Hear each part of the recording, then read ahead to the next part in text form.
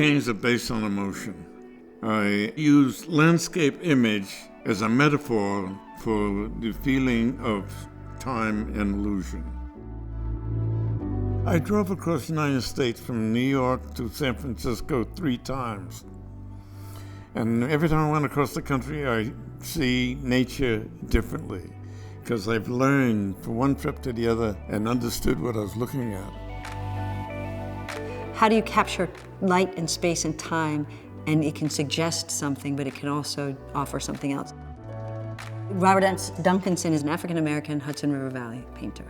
In this painting, it is this majestic landscape with these individuals, and they almost look like brown people. It's this American colonial landscape that can only be horrific, right, for anybody who has brown skin. I'm from South Carolina. I don't recall ever looking at the landscape as a pastoral scene. I've always encountered it as a space of work, as a space of ownership, as a space of oppression.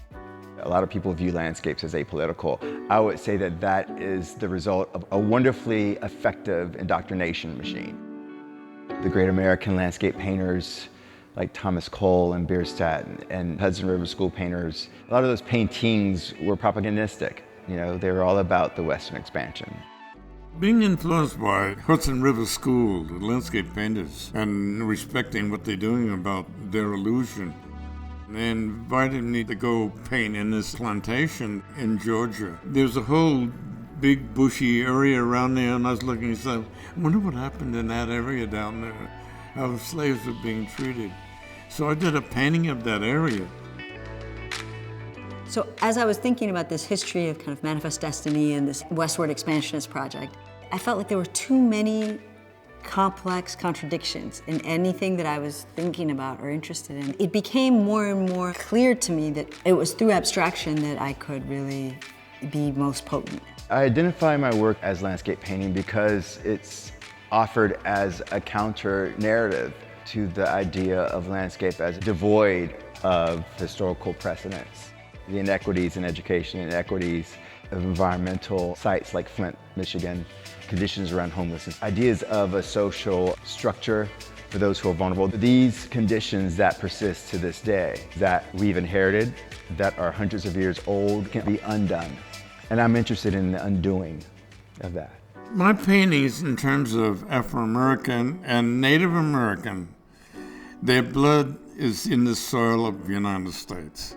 So that's part of nature. And so that combination is why I paint landscapes.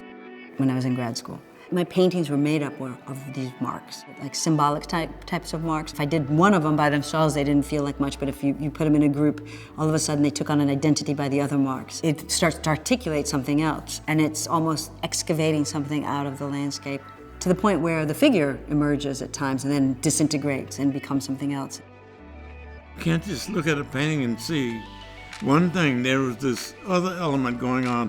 There's a whole understanding of Native Americans in terms of the phenomena of nature, because Native Americans just survived and lived for years, very healthy existence just by nature, until the Europeans came and brought disease. We can't use the language of the past to really address what's happening in many ways. What else is possible and who can contribute to that? All of those other possibilities and all of the desires that could exist in that, to me, are what emerges from the gaps inside of these paintings and in these histories.